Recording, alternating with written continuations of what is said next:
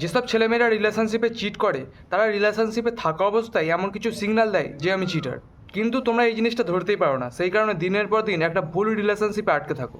আজ আমি তোমাদের বলবো যে এই সমস্ত চিটারদের তুমি ধরবে কীভাবে।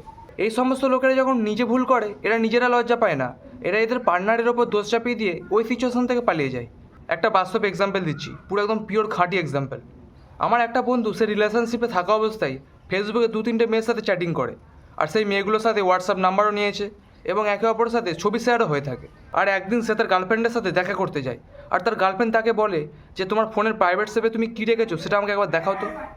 আর সেই ছেলেটা মানে আমার বন্ধু, সে তার গার্লফ্রেন্ডকে এটা বলে যে তোমার আমার প্রতি বিশ্বাস নেই। জাস্ট এই কথাটা বলে সে তার গার্লফ্রেন্ডকে পুরো চুপ করিয়ে দেয়। মেয়েটাও যথেষ্ট অল্প বয়সী, নইলে সে এটাও বলতে পারতো যে তোমার যদি আমার উপর বিশ্বাস থাকে তাহলে তুমি দেখাচ্ছ না কেন।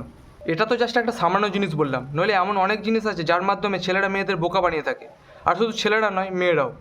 তো আমি শুধু এইটুকুনি বলতে চাই, তোমরা যখন ফার্স্ট কোনো রিলেশনশিপে যাবে সবার আগে সামনের জনের বায়োডাটা চেক করে নিও, যেমন ইন্টারভিউ হয়ে থাকে।